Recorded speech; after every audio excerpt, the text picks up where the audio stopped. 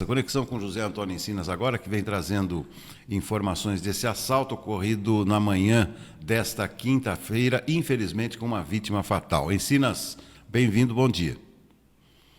Olá, Beto. Olá, amigos do Farol, bom dia. Infelizmente, Beto, hoje pela manhã, o empresário Celso Seiji Okada, de 60 anos, ele chegava para trabalhar, Beto, no seu estabelecimento, que é a lotérica Trevo da Sorte, localizada na rua Pedro Elias, ali no Jardim Vista Alegre. E imagens, Beto, da câmera, né, do estabelecimento mostram o momento em que ele aparentemente conversa com uma pessoa que está dentro da lotérica, um rapaz com uma blusa vermelha.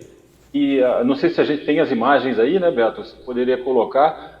Então, o senhor Celso, ele conversa com esse cidadão e aparentemente o cidadão, ele informa o assalto, né, Beto? E aí sim, o seu Celso, ele acaba reagindo, os dois se atracam, né, começam a lutar ali, e nesse momento o bandido, né, o rapaz aí de blusa vermelha, acaba atingindo o seu Celso com um tiro no peito, e ele acaba caindo, né, ali na própria lotérica. E enquanto isso, Beto, o ladrão, né, esse rapaz que cometia esse assalto, ele fica desesperado e começa a buscar as chaves, né, porque o seu Celso havia fechado a porta com o controle remoto.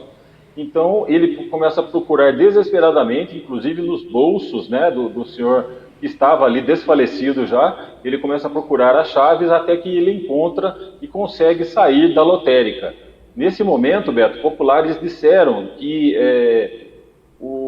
ele encontrou com um comparsa, né, na rua, e os dois correram, né, em direção ali ao Jardim São Luís.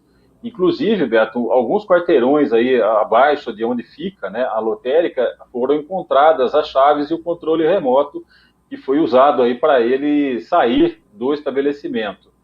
Então, outras imagens, Beto, de estabelecimentos vizinhos também deverão ser usados aí pela polícia para tentar identificar, né, o agressor aí, a pessoa que atirou e acabou matando o empresário, né, o senhor Celso Seiji Okada. Inclusive, Beto, ele tem outras lotéricas, Trevo da Sorte, em Limeira. Segundo apurado, são 5 lotéricas aqui na cidade e essa era uma delas. Ele tinha como hábito, todos os dias, por volta das 7 horas da manhã, abrir, né, esse estabelecimento. Então, uma notícia muito triste, né, Beto? Ele acabou aí reagindo a uma tentativa de assalto, porque, inclusive, guardas municipais que estiveram lá, que foram os primeiros a chegar, Beto, disseram que aparentemente nada foi levado do local.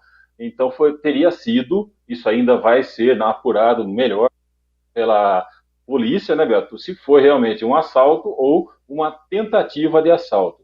Mas o fato é que, infelizmente, né, o senhor Celso Okada acabou reagindo, foi baleado e acabou morrendo em virtude dessa situação. Só vamos lembrar, Beto, que esse é o segundo caso em que houve aí uma tentativa de assalto na cidade, nesse ano, em que acabou também vitimando em abril desse ano, né, Beto, o professor Jorge Luiz de Almeida. Você vai se recordar, Beto, aquele professor que estava levando o filho para a escola. Ele trabalhava no colégio RGF, né, e também o filho estudava nesse local. Ele estava seguindo para lá quando alguns marginais tentaram aí assaltar, roubar, né, o carro dele para fugir da polícia. E acabaram atirando e acertaram o professor, que depois acabou batendo o veículo e morreu também. Ou seja, é a segunda vez nesse ano em que uma tentativa de assalto termina em morte. Beto,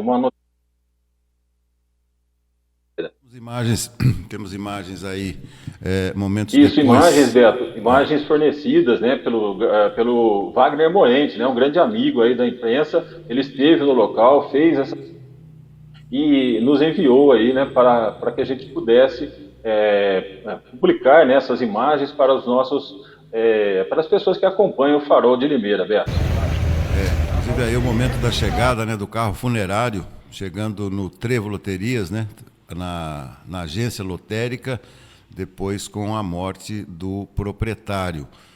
É uma violência que começou logo cedo, né, Encinas, às 7 horas da manhã, né, conforme nós vimos das imagens aí, né? Isso é, pela imagem, Beto, que eu estava acompanhando, 7h05 da manhã foi o exato momento em que houve, né, o confronto, né, entre o senhor Celso e o bandido, né, que acabou aí atirando. E aí a gente sempre fala, né, Beto, é difícil numa situação como essa, cada um reage de uma forma, né, Beto, mas o mais prudente quando acontece um tipo de assalto como esse é a pessoa não reagir, né, Beto? Porque o bandido normalmente está armado e ele não tem nada a perder, né? Isso é orientação da própria polícia, né, Beto? Nós que temos aí tanta experiência na imprensa, né, Beto? A gente sabe que as chances, quando você acaba reagindo a um assalto, elas são baixíssimas de você conseguir êxito, né? De conseguir desarmar a pessoa ou mesmo acabar aí se saindo bem numa situação como essa. Então, realmente foi muito infeliz. Oi? Sem dúvida, não, concordo com você plenamente. O que me chamou muito a atenção foi que, aparentemente, esse bandido, esse marginal, ele não sabia o que fazer, né? Porque depois que ele entra em luta corporal, depois que ele atinge o empresário, o senhor Celso aí, ele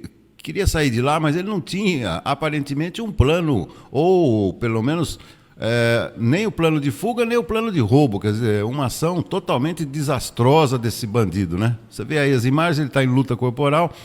Depois que ele atinge o empresário, ele volta para pegar alguma coisa no chão. Pode ser que seja uma arma, parece ser uma arma, inclusive. Na verdade, então, Beto, ele procura, assim que ele entra na lotérica, eu não sei como que ele conseguiu entrar, né? Se ele já estava lá, como que ele conseguiu entrar, o seu Celso abaixou a porta, Beto. É uma porta automática e acaba, com o controle remoto, ele acabou fechando a porta.